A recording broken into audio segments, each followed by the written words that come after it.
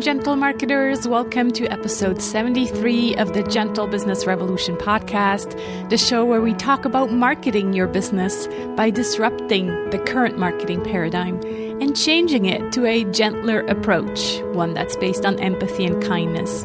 As usual, I'm Sarah Croce. I'm your host here, and you know that you're in the right place if you are a heart-centered entrepreneur or change maker who is looking for a better way to market your business. Or you might also be a marketing impact pioneer, so someone who's working for an organization and are curious about different ways to market and communicate with your audience. Today's episode falls under the P of partnership. And if you're a regular here, you know that I'm organizing the conversations around the 7 Ps of the Gentle Marketing Mandala. And if this is your first time here, welcome. I'm so glad you're here.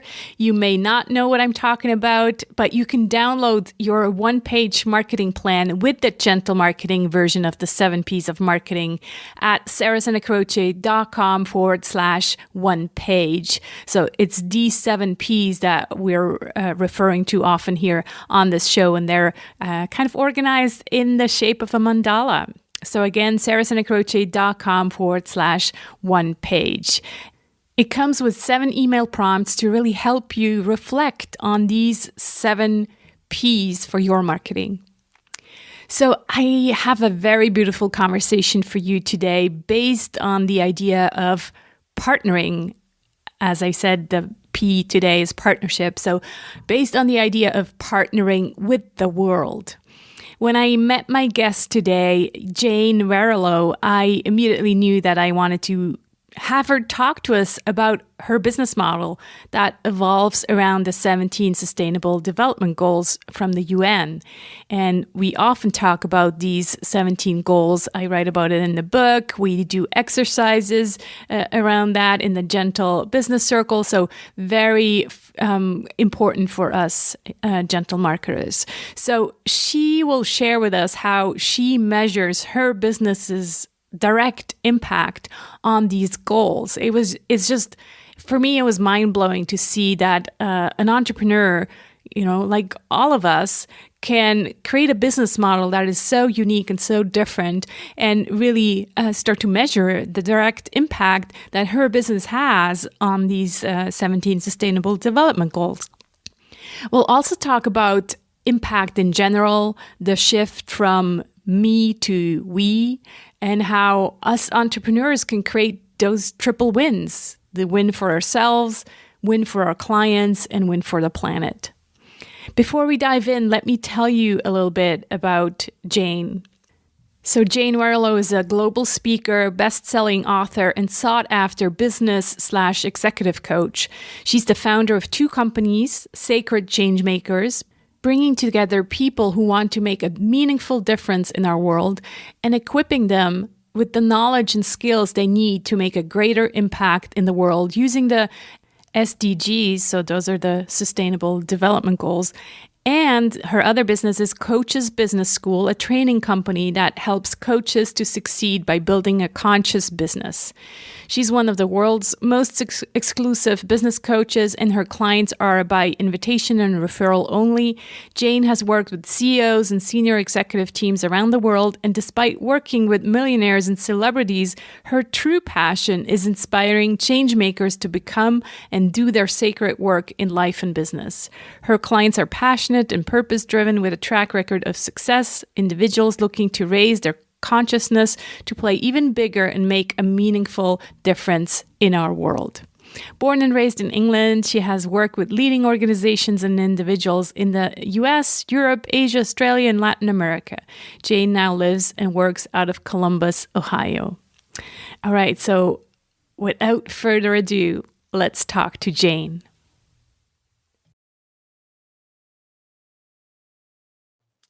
Good morning, Jayne. How are you? Oh, I'm really good, Sarah. I'm thrilled to be talking to you today. Thank you so much for inviting me. Yeah, likewise. It's been a few months in coming, and so I was like, oh, today is the day I get to talk to Jayne. So it's a good day. Thank you. Yeah. We were just discussing offline again how I came across your idea or your framework, that's really what inspired me so much to have you on the show, because I've talked about the 17 sustainable goals here on the show before. And so when I saw that you used that framework as a kind of a business model, I was like, oh, this is interesting. I need to talk to Jay.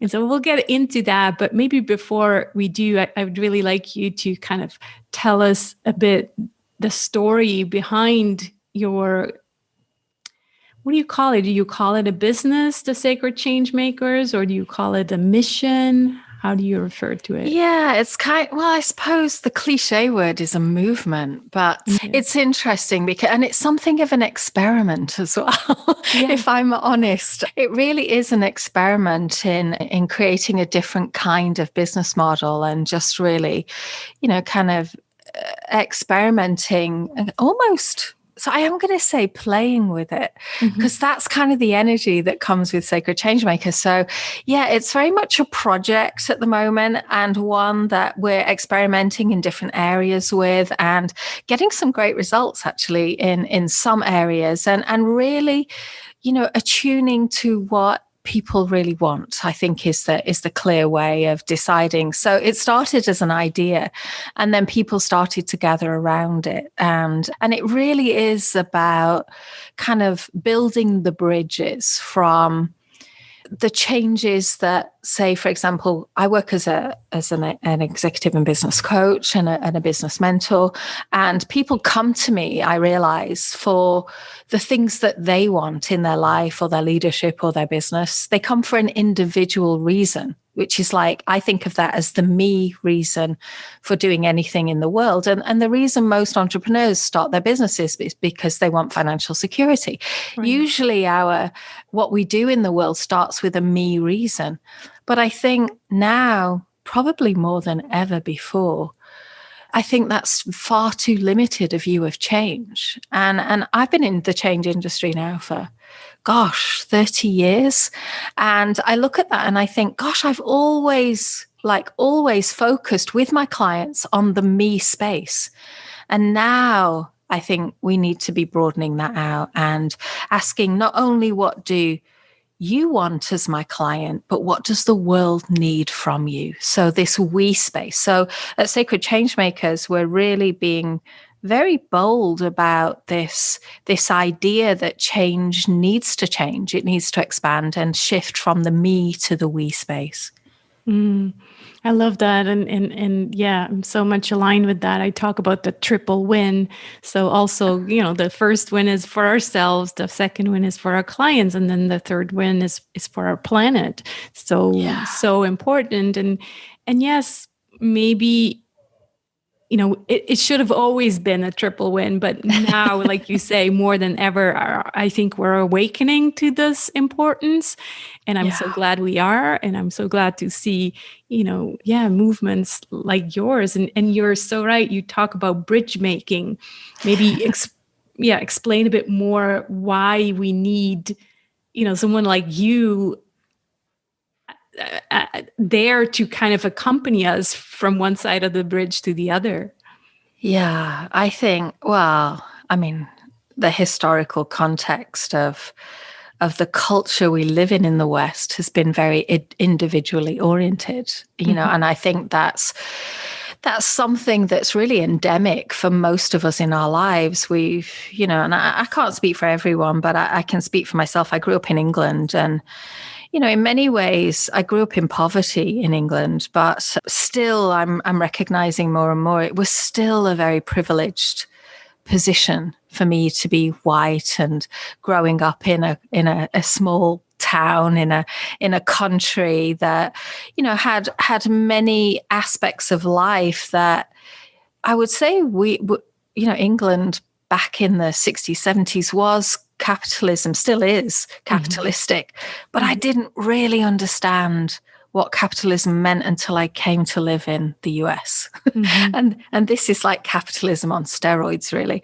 And so I didn't even realize I lived in what the Americans would call a socialist country. I just had no sense of that until I came to live in America, where it really is dog eat dog. And, you know, if things go badly for you, there's not a lot of like social systems that can help or support or catch you if you have a problem in your life. Whereas in the UK, I'd say there's a lot more community and government support that can help people when life kind of, you know, goes down, goes the wrong way. And so I think a lot of us are brought up to believe that there's a saying that my mother said. She used to say, Jayne, if you want something doing, do it yourself. And in some ways that kind of epitomizes America for me. Like, you know, it's everything's your responsibility. It's down to you as an individual. If you want something, you make it happen. If it doesn't happen for you, oh, sorry, but, you know, it didn't happen. And so there's a lot of, I experience a lot of underlying fear in this culture. And what that means is everybody's hustling here. They're hustling because they have to. They're hustling because it's about their survival at the end of the day. You know, and the gap, as the media talks about, the gap between the poor and the incredibly rich is incredibly wide here. And that's also true. And money is the currency of everything. Now, I know money makes the world go round, but here in America, money truly is what buys you anything from influence to being able to manipulate people's views on Facebook, you know, whatever it is, it's all down to money at the end. And even we now know that politicians are being bought, everything. So I think coming from that context, I think a lot of us realize if we want to create financial security for our families and for our lives, then it's down to us. We have to make it happen. And that brings in with it a lot of worries, a lot of anxieties, a lot of need to work really hard all the time, you know. And I think that is really what makes us so me-oriented in the world. And there's good reasons for it. You know, it's not to blame any of us, including myself.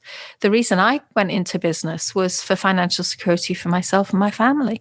And I think that's true for so many of us. But then when I think if that's the only place I focus my energy, then we end up in a world like we have today, you know, and with, you know, financial markets crashing, you know, we've got economies now that are maturing and markets that are maturing and things are being polarized. And I think we need to move from these extractive practices we've had from the planet of thinking we can dominate, because we don't dominate. We live in an ecosystem. In fact, every single human listening to this is a bioenergetic system in themselves. So this systemic perspective is something I learned about a long time ago in, you know, leadership and organizational development studies. But now I have a sense of it, like a lived, felt, visceral sense of it. These interconnections between us all in a way that I think has grown over the decades, and realizing that if we continue to ignore the fact that we live within a system, we don't dominate the system, because when we do, bad things happen. Then if we can learn to live in resonance with the world, with other people, with nature, I can't think of a better goal to have for my life, for a business, for our world. I just can't. So that's what's pulling me is let's expand our minds here. Let's expand our belief set. Let's realize and awaken to the reality that we live in. And it's kind of shocking in a way when I look at the reality of where we are today and how we've got here, to think that we actually did this willingly and in some cases also consciously.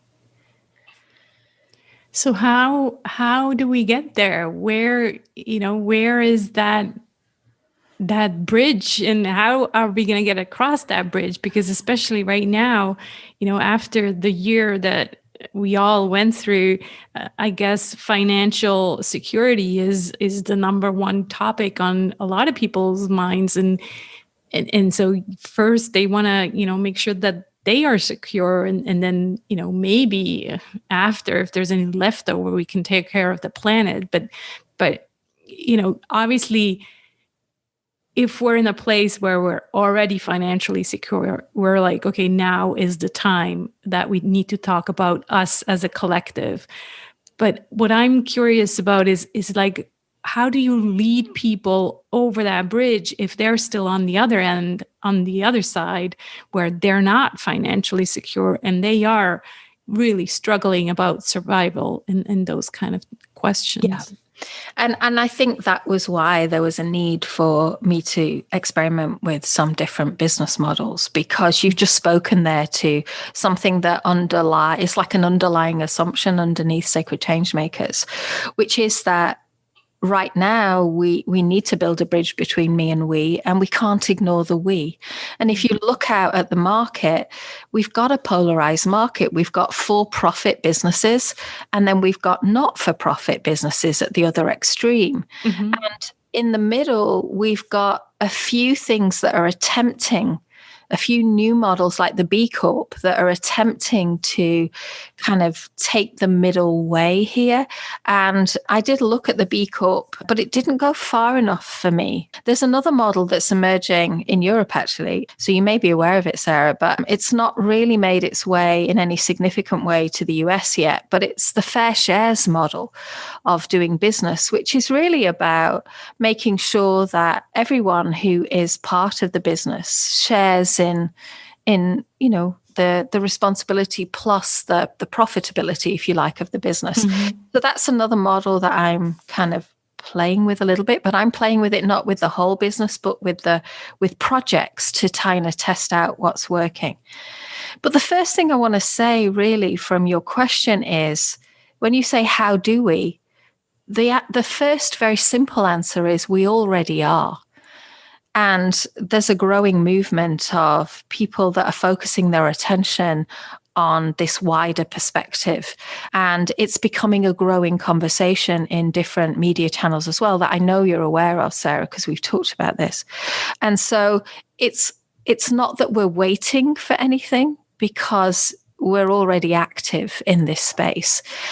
And then what it really means to me, the Sacred Changemakers experiment, if you like, was to just kind of see what's possible. Because you're right, in this world, and this is true for me too, I have to take care of my own cost base before I can, in a way, I guess, start to look to be philanthropic in the world. And that's kind of the older mindset of which I started Sacred Changemakers with.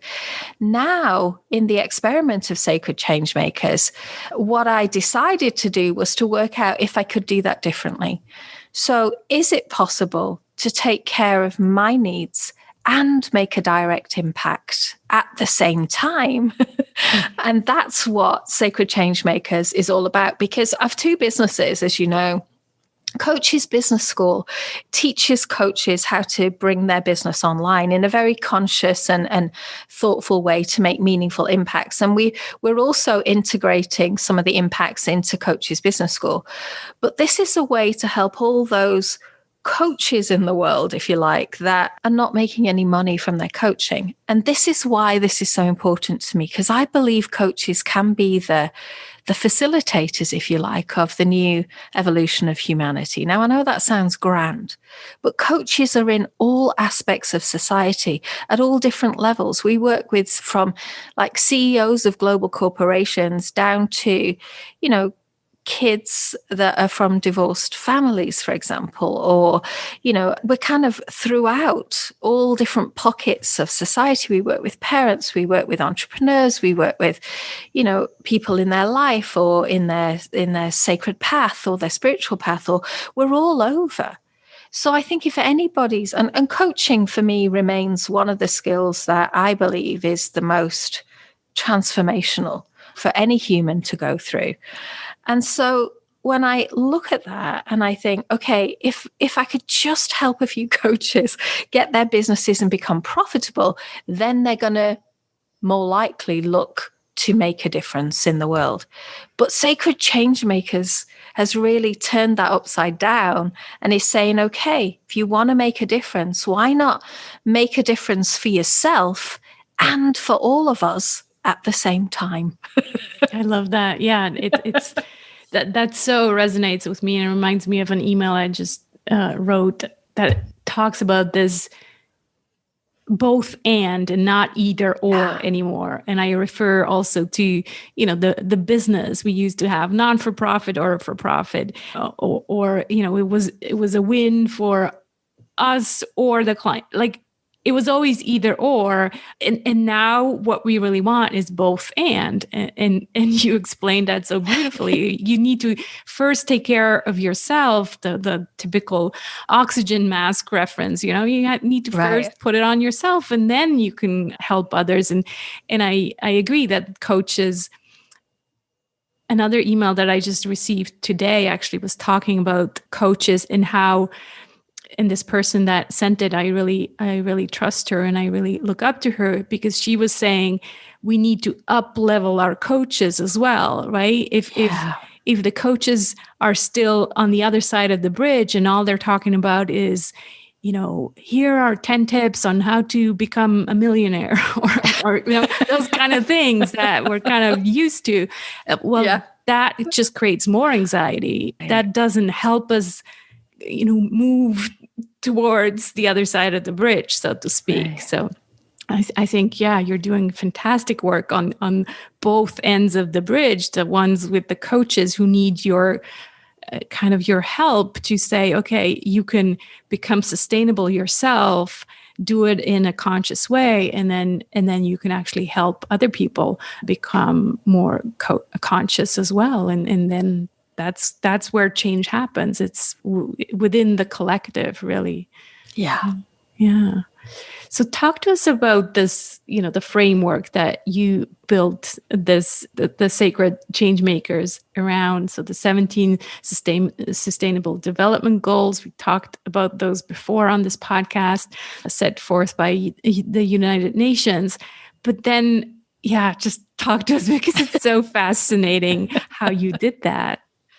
Right. So one of the things you need to know, and so I'll just out myself here, is that Sacred Changemakers came from, so I channel spirit, and Sacred Changemakers, I've been doing this now for about 3 decades. Sacred Changemakers came through in a meditation with something called the Sacred Invitation. And this happened about 18 months ago now. And when this message came through, it's like an ancient story. And it's like nothing I'd ever channeled before in my entire life.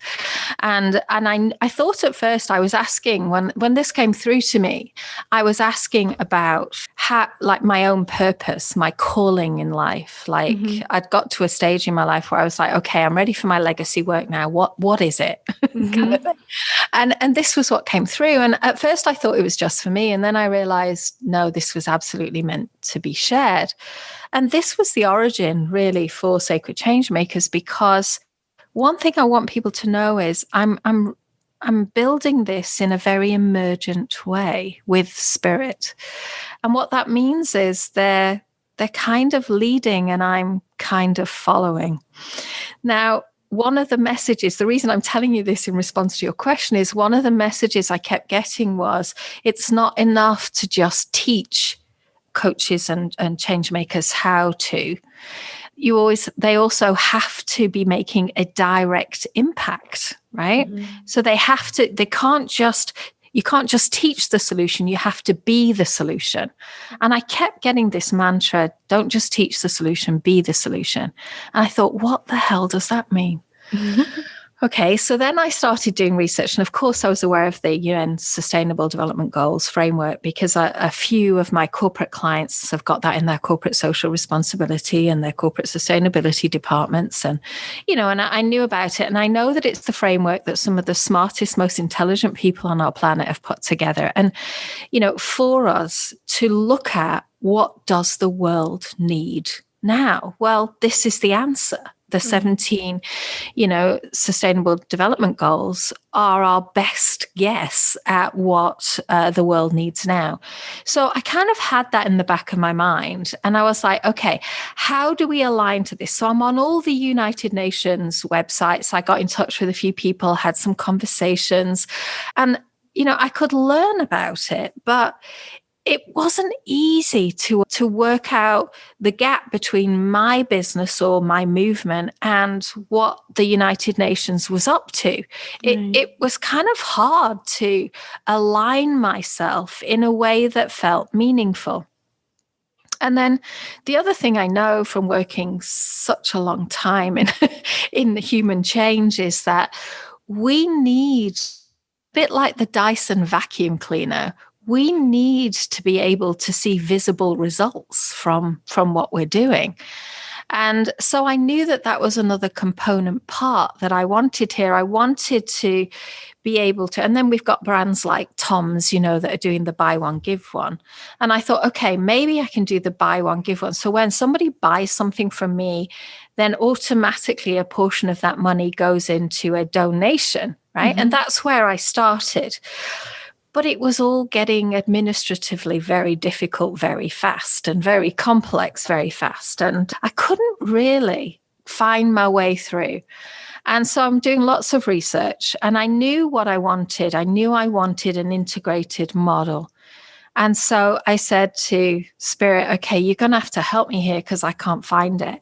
And the next day I was introduced to a company out of Singapore called B1G1. They literally came into my inbox, and to this day, I don't know how. Nobody referred them to me. They didn't have my email address. They don't know how the email got to me, but wow. I got this email. So I looked them up, and they're this incredible company. Now, when I joined them, which was only 18 months, 2 years ago, they've got this great model where, and we'll put the notes in the link in the show notes for people because it is phenomenal.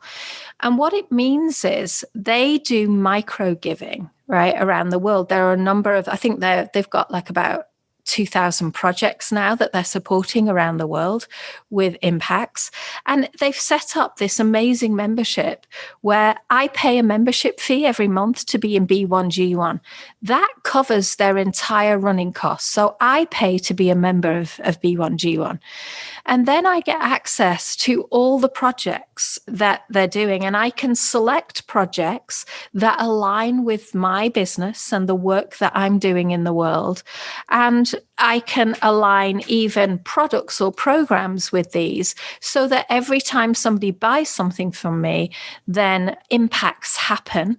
And literally, I just collate up what we've sold in a certain program product every month. And then my assistant will then go in, she'll make all the donations, and then everything will come up on our impacts page, which actually B1G, it's just a widget from B1G1.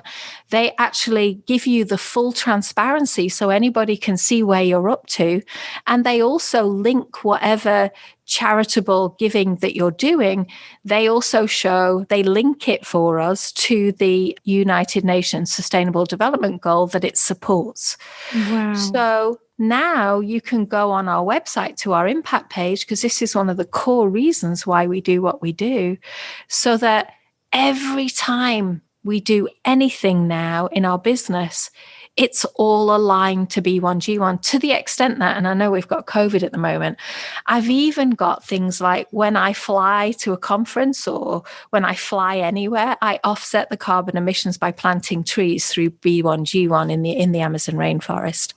So all the time now, I'm making sure that, first of all, as an individual in the world, I am carbon neutral. I'm doing everything I can, from composting to using minimal plastic and all these different things, so that I'm living like what I would call a global citizen or a sacred change maker in my own life. Then that moves to my business, so that, we're taking care of everything here. And I just did another experiment for New Year. I ran a like a mini workshop for people, and 100% of the proceeds went to the impacts. So we did it, we put it together. So I put together a Peace on Earth bundle for the holiday season.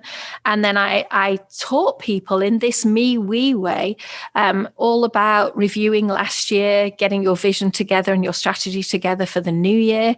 And so, but we did this in a way that the whole proceeds, they could pay what they wanted to attend. So I wanted to have a look at how that worked. But also I was surprised that there was 3 price points and people still paid the most expensive price point.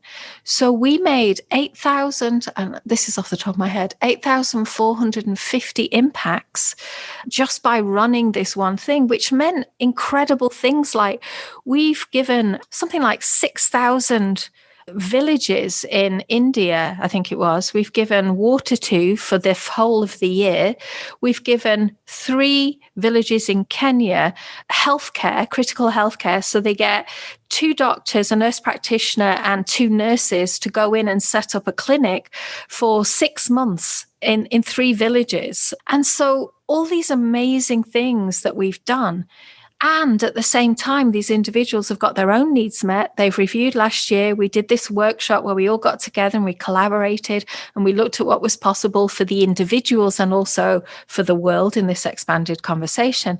And they got their needs met as well. So we managed to do both, which for me is like changing everything now, because it's like, okay, what are we going to be doing this year on this line? Because this works. This is wonderful. Yeah, this is so amazing.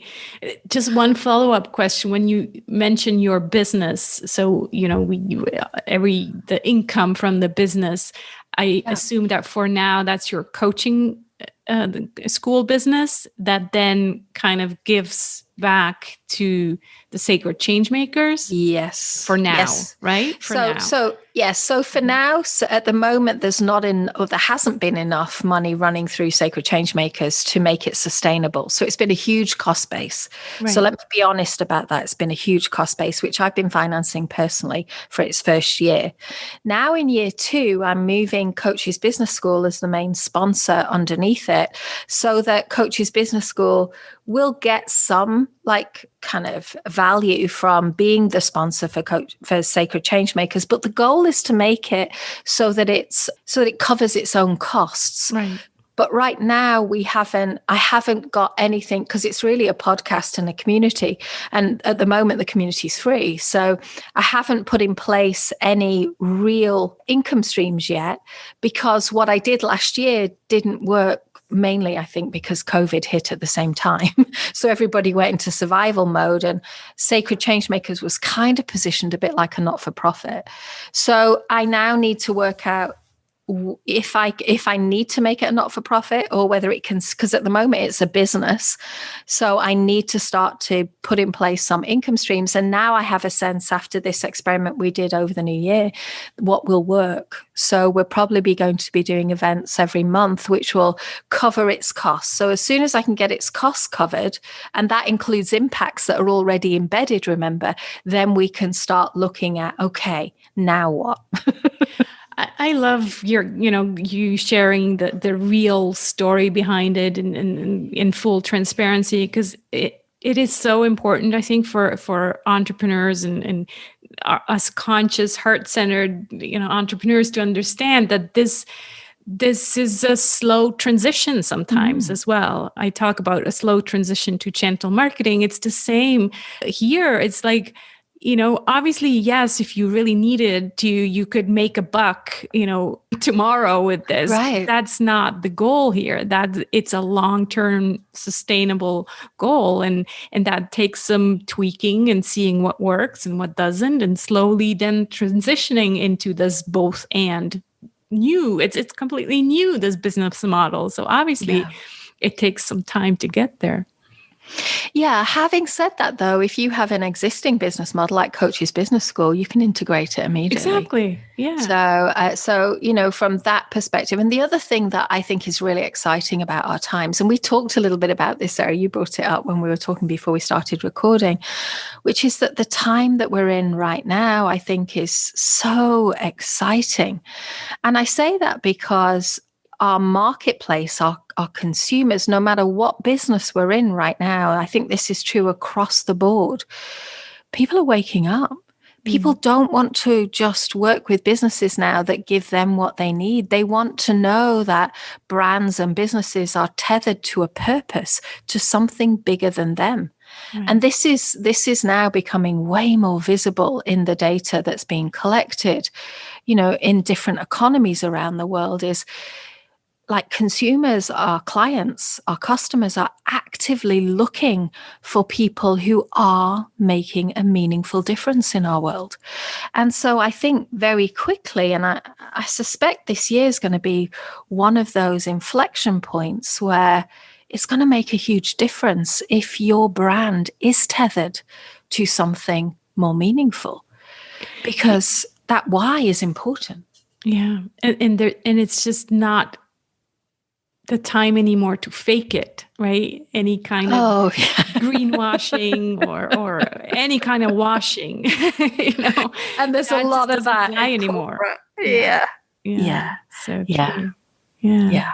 And I think that's a growing need for coaches and consultants and any change makers that are working with large corporate organizations to address is, purpose can no longer just be a branding exercise. It has to be a culture change. Mm-hmm. It has to be a process change. Everything needs cleaning up inside so many large corporate organizations. And I think that's, like you were saying, this is it's like trying to, turn the wheel on the Titanic, for some of them. There's a lot of work that we need to do. And the time to start it is now, because we're already behind the curve a little bit.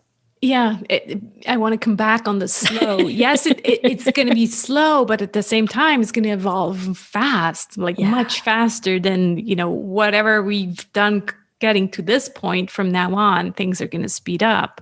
And so even though it might feel slow to us, what would have taken 10 years back in the days now might take 1 year. And that is slow if you're in the middle of it and there's, no income yet from this new adventure, but it's going to happen fast, much faster than ever before. Yeah. So, and I know some of my corporate clients are on a 10-year. They're using the decade to actually get to where they need to be in terms of, their supply chain, their everything. emissions, everything. Yeah.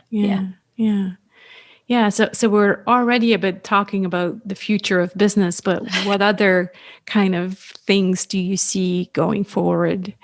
Maybe, something that you've channeled or just perception, where do you see us going? Well, I think that, I've already mentioned the I'll call it awakening.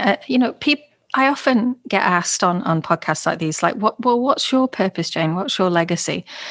And I can say it in very grand terms, which is my purpose, I believe, is just to help raise the consciousness of the world. And the reason that's important is because my end goal is to help us all live in resonance. That's it, right? Help us all live in resonance.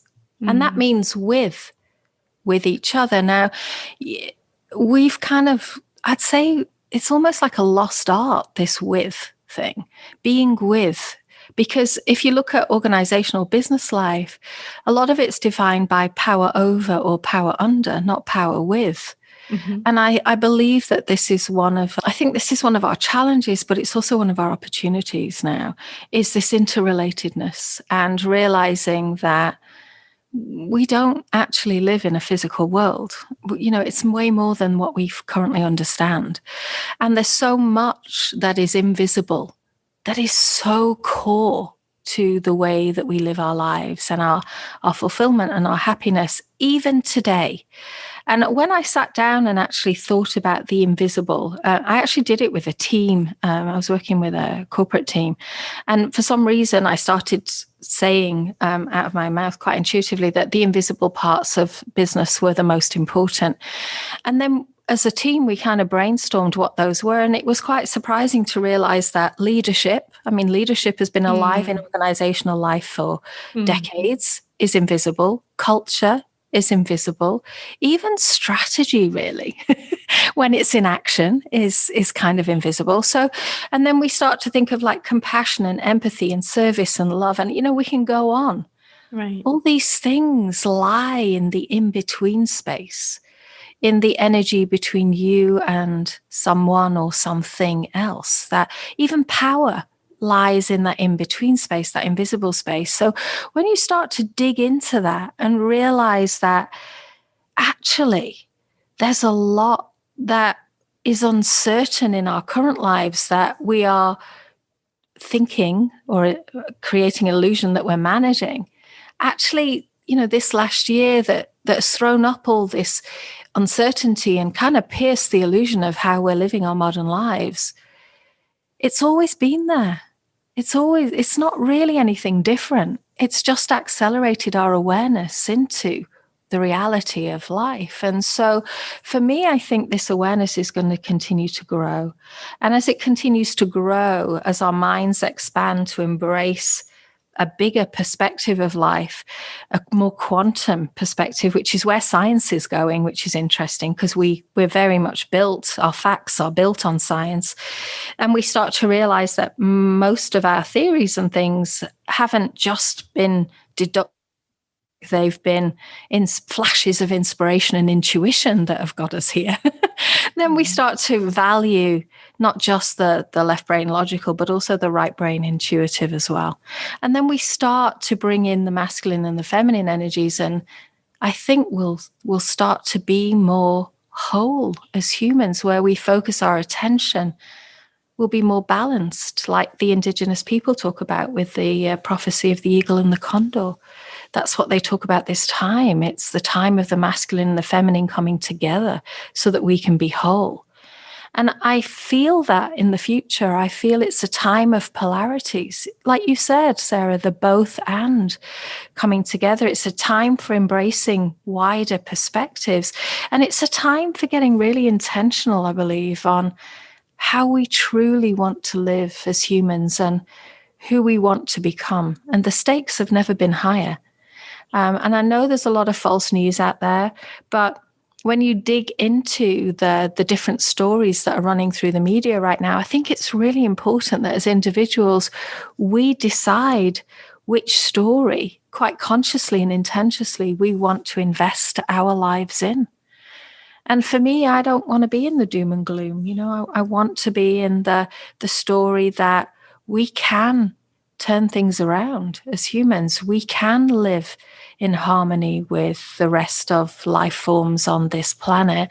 And we can not only restore the damage that we've done, but we can be regenerative in the way that we live our lives too. Sure, it means some huge changes, but it's the only sustainable way to live. So I think this growing awareness is going to be shaping everything in the next 10 years. Even before.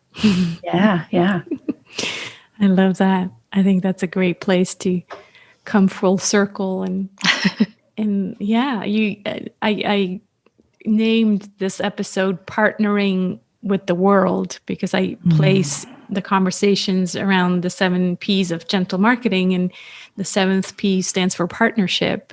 And so I think partnering with the world, I think you've beautifully explained that here on this episode. So thank you so much. Thank you. I always ask one last question, and that is, what are you grateful for today or this week, Jayne? Oh my gosh. I am grateful for my health. I'm grateful for my family's health. I'm grateful for all the privileges that I have in my life, of which are many, and continue to notice more and more of that I have opportunities and access points that other people don't. And I think that's one of the key pieces for me of driving towards a more equitable world. I would love to live in a world that was more equitable and socially just. And that's what gets me out of bed in the morning. So thank you. Thank you. Please let us know again where people can find out more about you and both of your businesses. Yeah, well, sacredchangemakers.com, coachesbusinessschool.com. And of course, I'm on Instagram, LinkedIn, Facebook, all the big platforms. And more recently on Clubhouse, which I love. Yay, I'm not there yet. Yes. Looking forward to that one too. Wonderful. Thanks so much for taking the time and sharing this conversation, Jayne. Yeah, thank you, Sarah. Thank you so much for the invitation. It's been great. I hope you enjoyed and found this conversation as inspiring as I did. Please check out Jayne's Sacred Changemakers website at sacredchangemakers.com or her other business, thecoachingbusinessschool.com. You'll also find the show notes of this episode with further links at sarahsonacroce.com/GBR73. Make sure to tune back in on Monday when we'll kick off the International Random Acts of Kindness Week and my official book launch with a daily episode around the topic of kindness in business here on the podcast. I cannot wait. It's going to be so good and such a great focus around kindness and empathy and compassion. And I think I really, I'm going to kind of tap my own shoulder. I really feel like I did a great job selecting different people, who make kindness their priority and who really focus on kindness in business. So I'm really happy to bring you those conversations during that special week. And on Wednesday, February 17th, you're kindly invited to join me for the book birthing party where my friend Kat Rose will interview me on the book, and you are welcome to ask questions too. So I would absolutely love to see you. You can sign up in order to get the Zoom link at sarahsonacroce.com/party. Just like everything we do here, this will be very casual and interactive, inclusive, and just a way to hang out and have fun and celebrate kindness and empathy in a different way of marketing. In the meantime, let's be the change we want to see in the world. Speak soon.